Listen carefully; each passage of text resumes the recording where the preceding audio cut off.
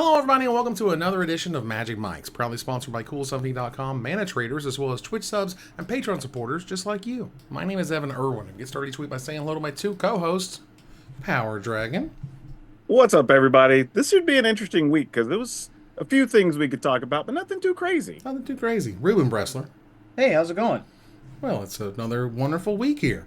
And if you missed our pre-show, patrons and subs to this channel, to the Twitch.tv channel, get access to that extended version early. We kick it off with our first pick and our code pushed. If you visit CoolStuffInc.com, please use the promo code Magic Mics to get 5% off your next order. Use it even if you're already in the customer rewards program to show support for us and that you like us and that you support our stuff existing. So use promo code Magic Mics, save 5% off anything single sealed supplies, whatever you want, at CoolStuffInc.com, where you can find cool stuff in stock every single day. And today we can talk a little bit about Fallout. Fallout is coming out officially this weekend. It's the giant release date for it. It's been really interesting to see kind of how they've adapted a lot of the Fallout universe things into Magic speak, into Magic mechanics. For example, the rads and getting the radiation is a huge thing that is all over all the decks, and I think that's really cool. That's certainly a defining part of the world, which is neat. And now that we have sort of the whole sets laid out in front of us, what do you guys think about the set entirely? I think there was more reprints than I expected. Hmm. And I don't know why that was, because I mean there were a lot even in Doctor Who, but it felt like there were more new kind of fresh cards. But I do like a lot of the reprints that they chose to put in here, honestly. I think there's a lot of value spread throughout the set, which should be good for people who aren't necessarily fans of the game. But if you are a fan of the game, they seem to put a whole lot of the flavor in there too. Yeah, I think that the set looks very cool. There's a bunch of interesting things going on. They took some old mechanics and updated them for mechanics, not a pun that I intended, but they took some old mechanics and added them to a new universe in much the same way that you might if you came out of a vault. And they brought us junk counters, which I think ended up pretty cool. They gave us rad counters, which are pretty cool. Brought energy back. And it seems like all of the Fallout fans out there, of which there's a big crossover, a much bigger crossover of Magic and Fallout than I even realized before this set was announced and started coming out. Seems like they've translated pretty faithfully. Magic does a pretty good job of taking these IPs and turning them into things that feel like the world that they're coming from. I mean, I may or may not have said that for many, many years and begged them profusely to do this. So it's awesome to see them doing this. And so I don't know a lot about Fallout. It was never really my bag. I didn't play the first one. The second one, I didn't play basically any of them. I watched some videos about them. I watched some people stream it from time to time. But mainly I got a lot of my Fallout knowledge from my son, who decided to just get all things Fallout and tell me about all things Fallout. So we're going to talk about a couple of cards from each person. And so one of the things he was telling me, he's like, Dad, you got to install Fallout 4. So I did.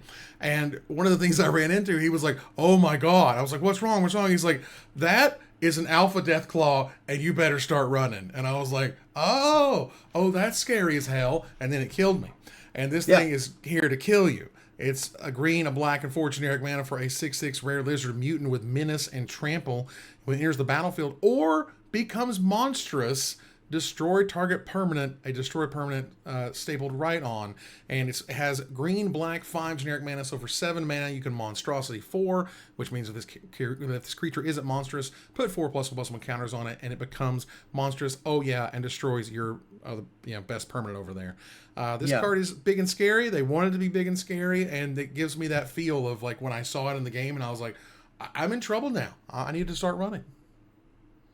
The fact that it actually has menace and trample on a lizard mutant is just damn cool. Yeah. Like, I think that in and of itself says a lot, especially if you don't play the game. But it really is a cool card for a commander. I mean, being able to basically get 2 shots at destroying something with 1 card and still having a body is actually pretty damn good. Yeah, for sure. Something I appreciate about this card, and actually a number of cards in this set in particular, is that nothing about this screams that it's a card that couldn't appear somewhere else. Menace, Trample, Monstrosity. I mean, Monstrosity's harder to fit in somewhere, but it's an ability that exists. Yeah, Yeah. Comes into play, destroy a permanent. That's a thing that happens. right. There's nothing about this card that says this can only be in the Fallout expansion. There's nothing about this card that was like, I see what you did there. Like, they didn't get too cute. Mhm. They said, this is an Alpha Deathclaw, and you've had the experience, like Evan said, in Fallout 4 of Alpha Deathclaw is there, you should run away because it will kill you, and this will destroy you because you are a permanent. And it has that nice 6 mana here. You drop your 7th mana monstrosity, kill that Yep. thing, smash for 10. Oh Lord, we're all going to die. That's how that works. Now the other part of Fallout that was very cool was the Pip-Boy stuff. The fact it's literally the set code is Pip. Because the Yeah. Pip-Boy is integral to the world, which is awesome. And I was like, they better make an awesome Pip-Boy 3000, the thing you wear on your arm the whole game. And I think they did a pretty damn good job. Take a look here at Pip-Boy 3000, a 1 generic mana rare equipment, artifact equipment. And it equips for 2 generic mana. And whenever equipped creature attacks, you choose one of the 3. Sort inventory, draw a card and discard.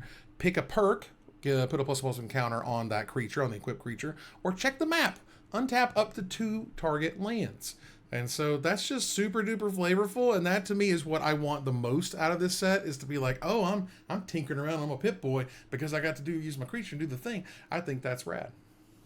Yeah. It's a cool equipment for for a lot of different decks, really. And I like the fact that it gives you 3 different options, like different stages of the game you might want to use different things. Or you might just play it as the only equipment as part of a deck that cares about drawing cards or putting counters on everything. Mm-hmm. So like this is a pretty cool card all the way around, and it's cheap to cast and cheap to equip. So it's super playable. I don't think it'll find room in non-commander games, but it is possible at those costs. Yeah, I mean, untapping 2 lands is no joke in a lot of Yeah. formats. That one's the scariest one, I think, from a we can break this perspective. But looting is great. +1/+1 counters are great. The first time you equip it up, you get the mana right back if you want it. So yeah, very cool. Yeah, equipment for free is very flavorful, I can imagine. Reuben, what's your picks? So, I only play one way. Oh, that's a lie. I play lots of ways, but the way I like to play is turning them sideways.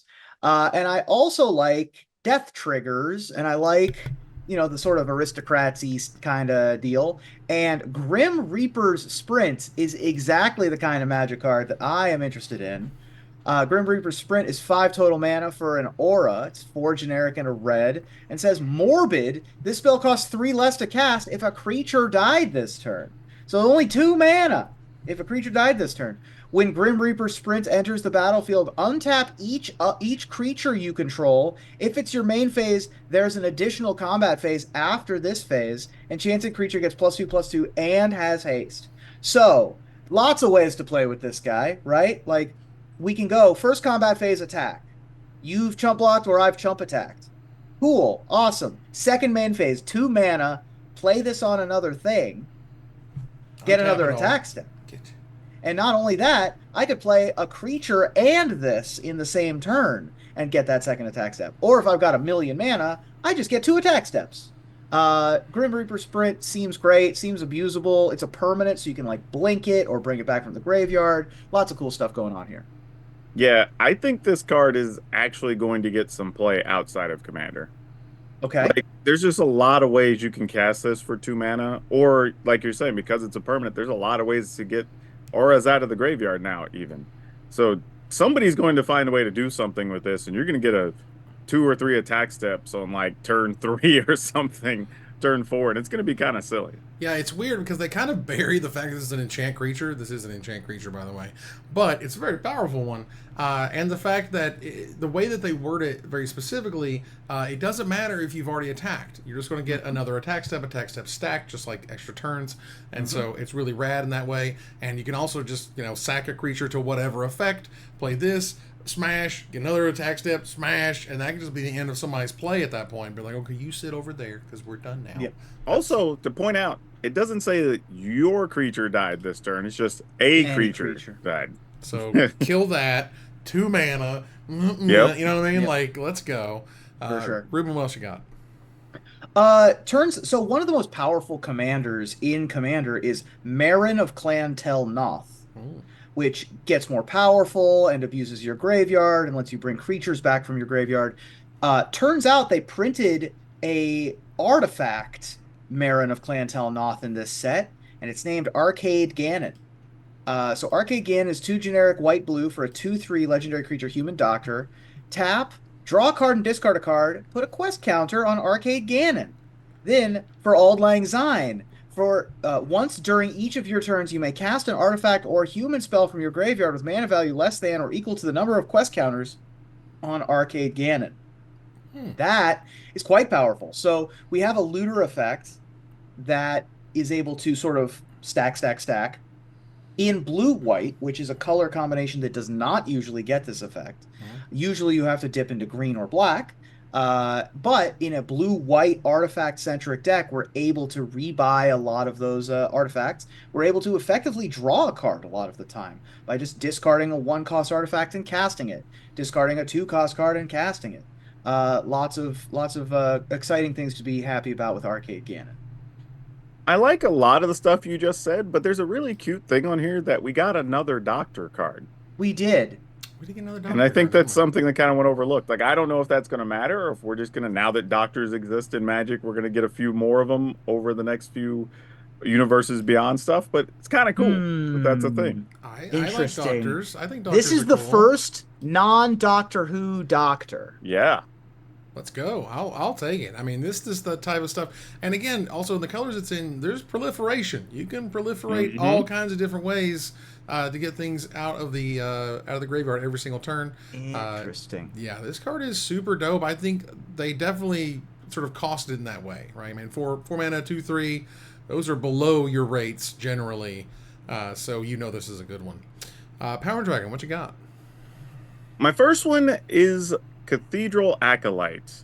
This is a colorless and a green for a 1/2 human cleric and has 2 interesting abilities. The first is that each creature you control with a counter on it has Ward 1, which is pretty cool.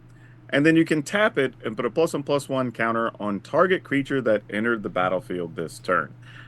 The one thing is, this is, I mean, it's an uncommon, but, you know, it's whatever as far as when we're buying commander decks. But the fun thing about this is that it can be played in multiples and be really strong, right? You could have multiple ward triggers, basically. So you can have ward 2 or 3 if multiple of these are out. And also, if you're playing anything that cares about +1/+1 counters, you're just getting a free counter on whatever comes into play that turn, which is actually pretty big for a lot of those decks, because many times putting 1 counter equals 3 or 4 counters. So this is going to be a card that's a staple for a lot of those decks in Commander. Yeah. Absolutely. Great way to protect your Agatha or your Mowu or your +1/+1 counters commander.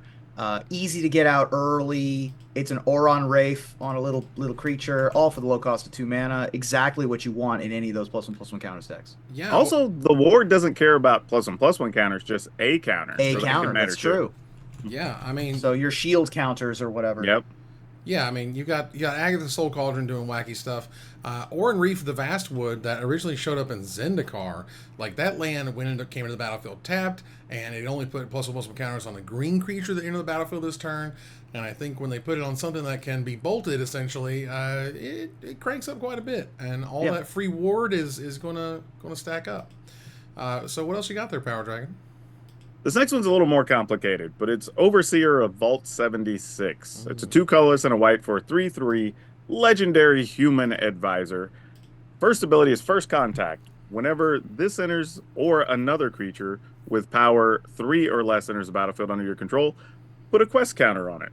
And then at the beginning of combat on your turn, you can remove 3 quest counters from among permanents you control. So there's other things that can get quest counters.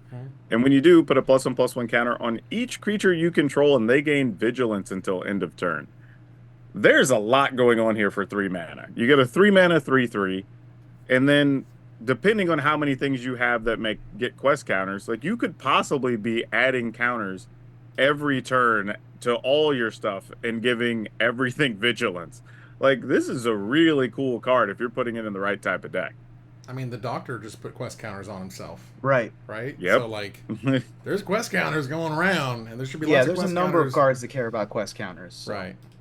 So, yeah, this card is very rad and just seems cool. I mean, I don't know. This is one of those, like, your triggers are causing your triggers, and you really need to keep track of what's going on to not just kind of get overwhelmed all of a sudden. And it's like remove 3, remove 3, remove 3, or whatever. And Yep. before you And know then it, if you you've have lost the game. Acolyte out, then all your stuff now is going to have ward, and then you're giving extra counters to things, and like Love it. Yeah. it's just a big mess. And you're playing a bunch of creatures. I mean, if this is your, especially if this is your commander, but even if this is just in a deck that cares about it, everything you play is going to trigger this. Yep. So removing 3 quest counters a turn shouldn't be horrifically difficult. Yeah, the quest counters are found in 8 cards on in the set, and they're all exclusively on Legends, which is also kind of interesting. But yeah, there's different ways to make quest counters and pay them off, which is awesome. Yeah, I think all of the characters that have quest counters are things that are quest givers in the game. Makes sense. What it looks like to me. A couple of bartenders, a couple of people who like run businesses, Tavern stuff Keep, like that. you know, yeah. Yeah. That makes sense. Duchess, Wayward Tavern Keep, and so on. So yeah, that's kind of neat, and it's really cool. And so there's a non-zero chance I end up with one or more of these commander decks to play with my son, because he doesn't like Magic and doesn't want to play. And I'm like, but it's got Fallout now. There you go. So just you get those ins, and that's Bringing why these families things, together. Dude, that's why what it's these things intended exist. for, though. That's why You know, we're here. That's why we're here. That's why Yep. we're here. Like you didn't even see nothing. You didn't even see, this is nothing. When we hit Marvel territory next year, oh my God, you're going to see people in the game store you never seen in your life. People are like, what is this person doing here? And they're like, they're playing the Iron Man deck, and that's awesome, you know. And we're going to go from there. You know, I will say, even in Chicago, having conversations with people about Universes Beyond, there were multiple people that said, oh, well, yeah, I started playing because of this thing or because of that thing. So that stuff does work, and it's drawing people in. So for all the people that are mad at Universes Beyond, like when they keep hitting it out of the park like this and all the flavors there and all the cards are good, they're going to keep making it because we're going to keep buying it. I can't say I didn't tell them so, and I also can't say that as of recently into 2017, which these days isn't as recent as it used to be, but whatever. The point is, as of up to around 2017, they were still saying we are absolutely not doing this. We are not crossing the streams. They wouldn't even cross the streams with D&D. Remember? I know. We begged them. They're I like, know. no, D&D right now is sucking. If we put it with Magic, the Magic's gonna suck too. And I was just like, no. Dude, I was inside the walls helping make that happen for like D&D and Magic, like having those conversations on our side. So yeah, It was that was rough. definitely a thing. It was rough, man, for a long time. We move on to the first speaker to gather the townsfolk thanks to our sponsor, Mana Traders. Get the best tool to enhance your Magic Online experience. Use the code MagicMikes_T84 for 10% off your next subscription with Mana Traders. Tell them we sent you. We appreciate their sponsorship of the show. So next up here, we got some Nerfs. So Fragment Reality is a card that you probably haven't even really heard of unless you're playing Arena. And even then, you probably got to be playing Alchemy. And even then, you probably got to be playing Historic. You're probably not going to see what's going on in the first place. Because Fragment Reality is a 1 white mana instant. It's a rare that was from an Alchemy set that says exile target non-token artifact, creature, or enchantment. That player puts a random creature card with lesser mana value from their library onto the battlefield tapped. Cool. Play nothing but ley lines. Play a ley line. Turn 1, use this thing. Get a Geist of St. Traft. And win the game. And go to town. That's yeah, how that makes sense. was being used. So what they did was they changed it, and I'll go ahead and bring it up on the screen here so we can take a look at it. But the way they changed it is you can't target your own stuff. And that was just like, looking back, it feels kind of like, duh, but they didn't have it that way. And as a result, it got abused for a very long time. Hey, man, I like it when they let things go wild for a little bit and then they rein it back in. I think that's fun. It's just a little weird because we seem to put like your opponent's thing or things your opponent controls, or hell, we even put that on fight spells, so you can't fight your own stuff, right? So it was just weird that we didn't put it on a thing that's 1 mana to destroy up to 3 different creature or card types. Yeah. You know, like, but It's hey, extremely they efficient. fixed it. Yeah, The card is already a premier removal spell. Exactly. It seems. Yes. It is terrific. And super powerful. Good turn 1, turn 7, whatever. So there's that. Discover is a broken mechanic. I don't know if we knew this. Cascade free spells are often very broken. And at this point, Geological Appraiser in the Alchemy and the Historic formats is 2 red, 3 generic mana for a 3/2. When it enters the battlefield, if you cast it, discover 3. It's not even an enters the battlefield. It's a if you cast it at this point. And it's yeah, they've pushed it back about as hard as they can at this point. Just being like, stop, just Yeah. stop it, get some help. You know what I'm saying? Because Yeah. It's just it's good. too good. I mean, there's really nothing else to say about it. It's just an all around good card. So Yeah. I get it. Real good card. They raised it up a mana just because it's such a powerful card. I'm fine with that. Yeah, yeah. So that's a whole thing. And right now there is Alchemy draft, I believe, happening right now, if I recall that correctly. Okay. Yeah, yeah, 30th started March 5th, so that was yesterday. So yeah, so the Alchemy Karlov Manor is out there if you want them. Some crazy, silly, powerful cards in this Alchemy set. I don't even know where to begin with some of these. But that's per usual with Alchemy, is that some of them seem absolutely insane for what they do.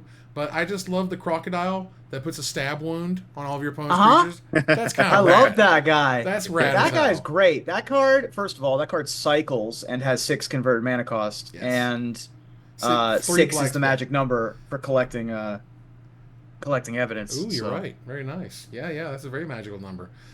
So yeah, so there's a bunch of neat cards like this Gilpack Greenwalker guy seems insane. The Rampaging Ursa Guana, it just seems absolutely bananas considering Yep. what it says on the card text. But we won't get into that stuff. Feel free to check it out if you'd like. The card gallery is up right now, along with stuff like spell books for all the cards and so on.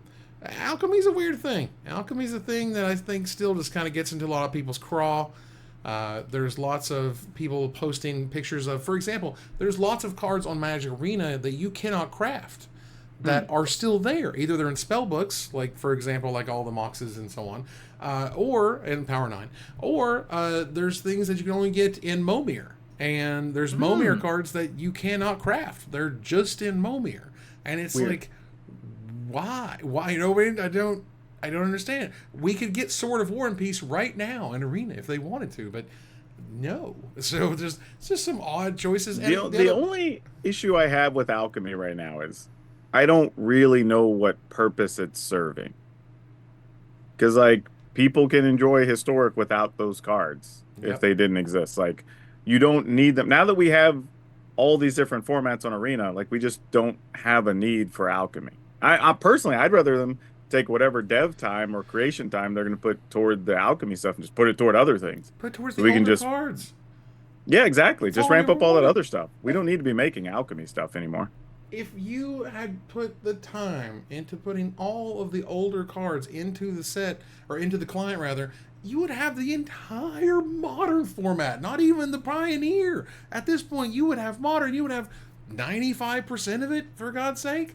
And it's not like those cards aren't exciting. Those are the ones people want to play with. I don't know. There's got to be a PowerPoint somewhere that says I'm a complete moron. And You I know, have no idea what I'm conspiracy talking theory about. on that is I think they're trying to figure out how and when do you sunset Magic Online. right. Because if you complete Pioneer and Modern Yeah. on Arena, you kill a lot of the play that's holding up Magic Online. And if Magic Online's still making money, you kind of want to double dip in both programs right now. Oh yeah, oh yeah. I mean, and there's nothing wrong with that per se. And double dip into businesses is how they rule. But yeah, it's a whole thing. Reuben, you want to tell us about Vintage versus Type One? Hey, yeah. This was a really interesting thing that occurred. So I saw Brian David Marshall, I mean, the MTG historian, everybody knows who BDM is, posted something about a benefit that he was hosting and organizing, called Vintage versus Type 1, which was going to be a Magic the Gathering online cube event, a vintage cube event, benefiting the Juvenile diabetes. Juvenile Diabetes Research Fund, Mhm. which helps research type 1 diabetes. And I have type 1 diabetes, and I love the Vintage Cube. So I saw that this was going to be an event, and I said, boy, howdy, wouldn't it be cool if I could be involved in some way? So I sent a tweet off and said, I'm so happy that you're doing this. As a type 1 diabetic myself, I'm very excited to watch. And BDM was like, hey, send me a DM. And I was like, awesome, I will do so. And I did so. And I was one of the featured drafters Nice. on Sunday. We had, I think there were 4 total matches on the weekend, 8 players, folks like Reed Duke, Cedric Phillips. I myself played against Ailey, Alias V. Nice. and this was a stipulation draft format. And we had stipulations that were all based on Billy Joel songs because That's hilarious. BDM's brother, who passed away from complications from type 1 diabetes a few years ago, his favorite artist was Billy Joel. And so I selected Big Shot as my song. Baby, you're a big shot, man. So the way my stipulation was, I started with a Tendrils of Agony in my pool. What? That's what I had. And also because of the donations, I started with we both started with a Mox, and we both started with a non-power card or a card that wasn't in the cube of our choosing, I think. Oh, that's rad. And so my draft was a train wreck if I didn't have a Mox and Tendrils. a Tendrils just in my deck, because of course I'm drafting a Storm deck this whole time. And Ailey, I forget Ailey's song, but Ailey started with a Bolus's Citadel. Ooh. And so it was very cool. It was a very fun game. I ended up winning in 3 games with my train wreck, but I had like 3 draw 7s and just enough mana to make it work. It was very fun. It was very nice of them to invite me. I got to talk to Reed Duke in the morning. He had played on Saturday. Got to say hi to him, talk to BDM. We talked a little bit about my journey with diabetes and the struggles that we face, which Evan, you're well aware of my I've seen you, buddy. struggles with diabetes and juvenile diabetes, type 1 diabetes is a issue that is ever growing, but it is ever being researched, and we are hopeful that maybe in my lifetime, maybe in someone younger than me's lifetime, a cure or a permanent fix will be found for type 1 diabetes. And the JDRF is a huge part of any future that is, where juvenile diabetes is less of a strain and a burden on people like myself. So wonderful benefit, wonderful community outreach. We reached the number. BDM, congratulations, reached the number that we were looking for, which was $15,000 on the weekend. Yeah. And a number of great giveaways were produced, some play mats. There was a test print Karn that had a Phyrexian Hulk art on it. There was some other really cool stuff given away. So thank you so much, BDM. Thank you so much to the JDRF. Thank you all for watching, if you tuned in and joined. And I love the cube. And it's great. it was just a really nice thing to be. Yeah, it's wild. I did not know this, but it's called the JDRF. It's called the Juvenile Diabetes Research Foundation, because before it was type 1 diabetes, it was juvenile diabetes. Yes. Like that's the only place they found it. Yada yada. When they realized, like, wait a minute, that's not just juvenile. But at that point, they kind of made the foundation and put everything in place. So like, we'll just keep it. Y'all know, we're but still we're still learning. fighting about this crazy thing and we're how it still works. learning what causes it. Mm-hmm. We're still learning about markers. Like a big part of the JDRF is in identifying markers and trying to either delay or prevent the onset of juvenile diabetes, because it's kind of, it's not a full crapshoot, but I don't have any family history of it. I don't know why I have it. Like that's a mystery to me. It's just one of those things that is, sometimes there's family history, sometimes there's other markers, but it's still being looked at. So foundations like the JDRF are a huge part of that, and money helps them do their work, and that's all that it is. And the fact that I could help in any way was a huge honor. I think it's cool that, you get to help on a charity that directly affects you. I think that always means something, Right. even more so to people when the people involved have that direct attachment to it. And I think that's really cool that even late, BDM was able to get you involved. Yeah, I feel very lucky and honored that I was allowed and invited to participate. And if we ever do anything as Magic Mike's and we want to do a charity something, That's the thing. I have a recommendation for a charity that we could perhaps use that works out. for our benefit.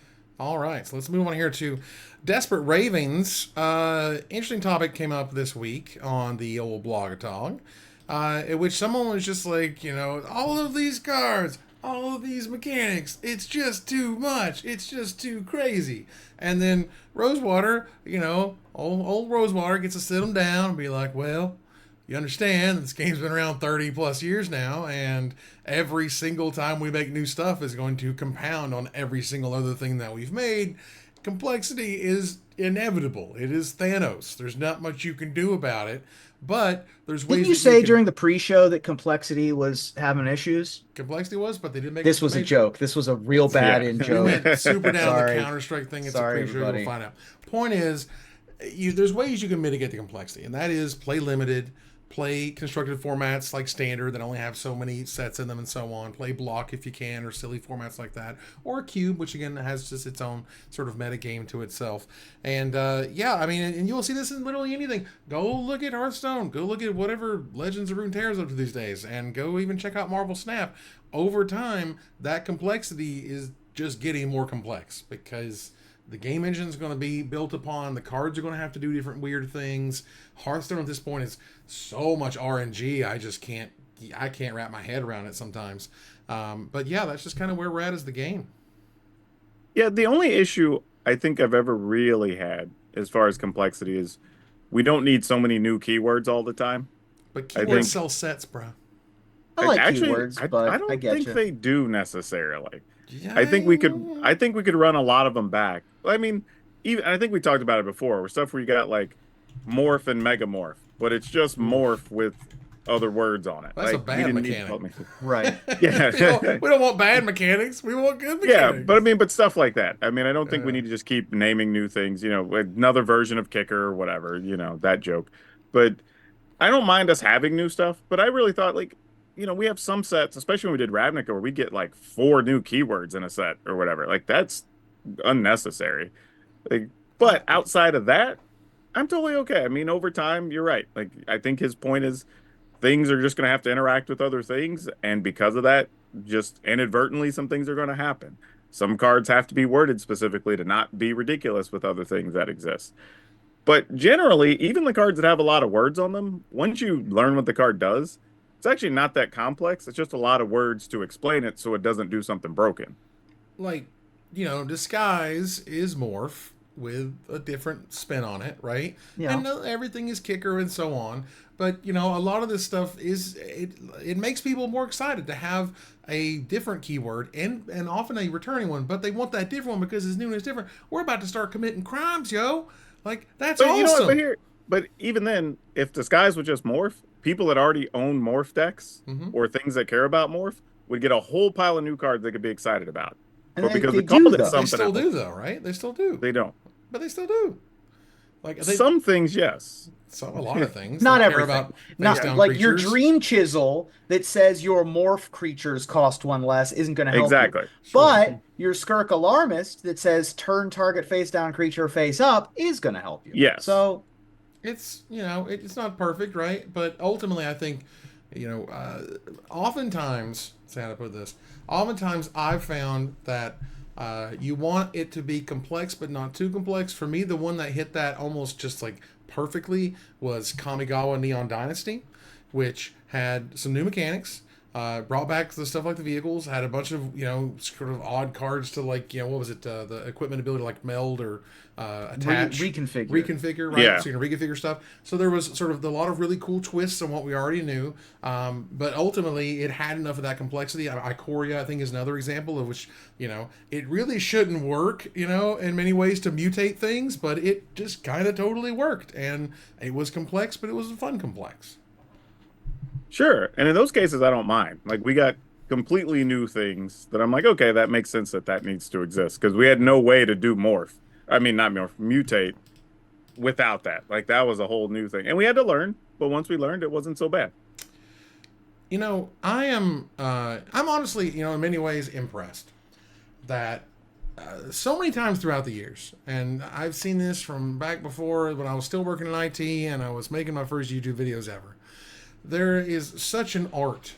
There is such a way of words to calmly explain to somebody that we don't want to make less money as a company.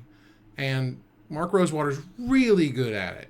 And when the question come up of why do we need Modern Horizons 3 Commander Precons, you go, you know the people want to buy them. You know what I mean? If we make them, they will sell, and people want them, so we make them and they sell. And you may not like that we keep making them, but they're selling. You know what I mean? Like, just this, there's so many things of like, look, if y'all didn't buy it, we don't make it. Where did Set, remember Set Jumpstart? Where did that go? It disappeared because it didn't sell. Because we didn't buy it. That's how that worked, right? And so we're down this road again of just like, I know that you may not like all the new Magic cards, but Magic players like the new Magic cards. I mean, just question number 1,372nd, you know? Yeah, there's really two issues here. The first one is the obvious. When they say, like, why do these exist wherever? Like, just money. Money, bro. Money. That's it. Like, money. Yeah, no other explanation. They're going to sell. They're going to make money. Because if you follow those threads, for as much as people were complaining, people are already going, oh, but there's a new Eldrazi deck. I need to go put in a pre-order for that or whatever, like immediately. So it's like in the threads where people are arguing, there's people talking about which one's going to be better or whatever. Like, so that whole thing just shows you it's a moot argument. It's just wild right? to me. The other issue is people are asking, well, we could have made premium modern decks or whatever, right? But really, could we?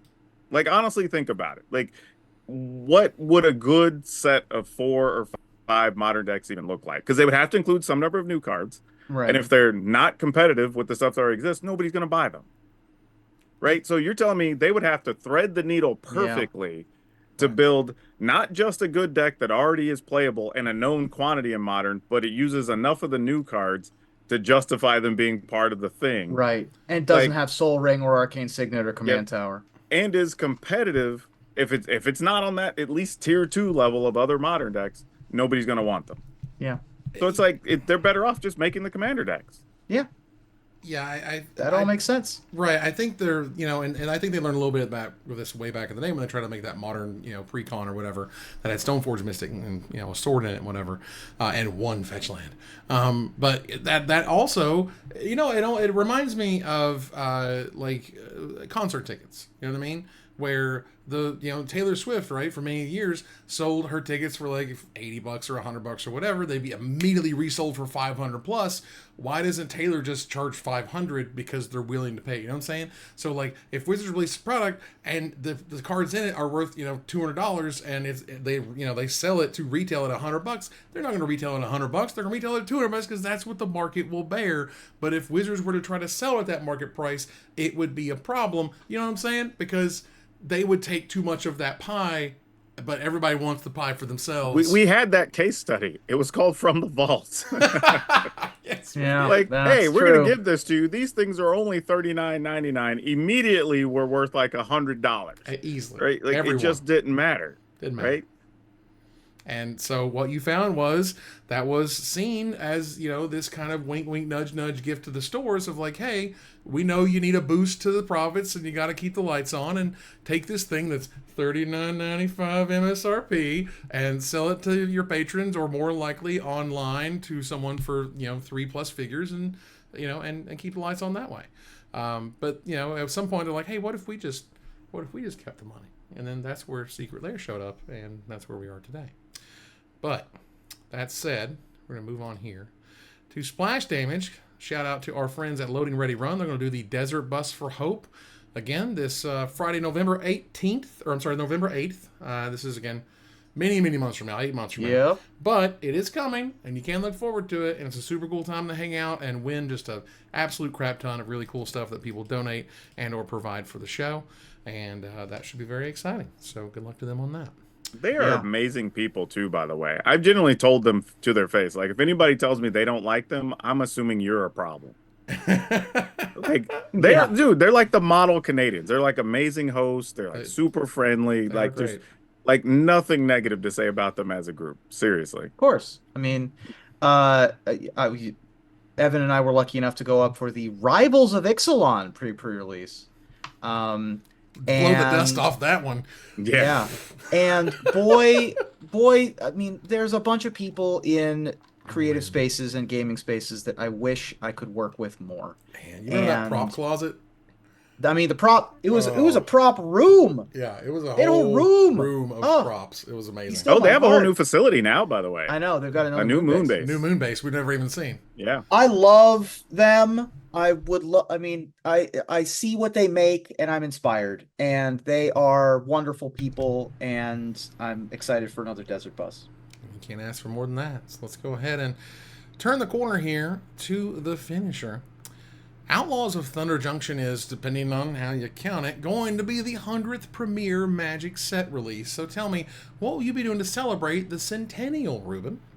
Well, Disney celebrated their 100th anniversary recently, so to coincide, we're going to get the most magical crossover of all time with Secret Lair Princess Edition, featuring some of Magic's most iconic princesses, like Rowan Kenrith, Sisay, and of course the most beautiful princess in the whole multiverse, Muldrotha the Gravetide. As they should. Beauty's in the eye of the beholder. Yeah. Very nice. PowrDragn? All right, so traditionally, silver is 25, gold is 50, and the 100th is the diamond anniversary. So I'm looking forward to a new special set that includes Mox Diamond, Lion's Eye Diamond, Diamond Valley, and everyone's favorite MTG Diamond. A free bump to your standard rank in Magic Arena. Yeah, little diamond. Shing. Yeah, get And the you diamond made the rank. diamond. Go get in there. That's great. Well, look, with Magic's 100th premiere set, and with it being Western cowboy theme, it's the perfect time for a commemorative Monarch spinoff called the Marshal, where instead of drawing a card at the end of the turn, you instead have to host limited resources. Oops. Now you host a podcast. Sorry. And create the foremost watch refurbishing channel on YouTube. Also, Yeah, does an amazing killing job. it. Oh, he's crushing it. Oh, Absolutely. wristwatch revival. I think that's it's right. called. Wristwatch Yeah, Revival. Check out just Marshall insane. Sutcliffe's wristwatch revival, everybody. If you didn't know Insane. that man can professionally restore very expensive old watches, he can. And he does a great job with it. All right, and that ends another live episode of Magic Mike's. Thanks for joining us here to discuss all things Magic. Thank you, PowrDragn. Hey, as always, good to be here. Y'all, don't forget, leave those reviews and some 5 stars for us. Use code MagicMikes at CoolStuffInc.com. And thank you, Reuben. Yeah, and check out our YouTube shorts and TikToks. I am working on those and figuring out how to make them. He's a smart dude and get things done. As we move here to our final slide, I want to thank our sponsor, CoolStuffInc.com, our co-sponsor, Mana Traders, my co-host, PowrDragn and Reuben Bressler. You guys for watching and listening. I hope you support us at Patreon.com/MagicMikes. Please follow, like, tweet, favorite, share, subscribe to everything social that tells people we exist. Catch us on our exclusive member Discord, live on Twitch.tv at MagicMikes, live or taped on our YouTube channel. Follow us on Twitter at MagicMikesCast, and join our TikTok at MagicMikesCast, or join us here next week, same time, same place, for another episode of Magic Mikes. Good night, everybody.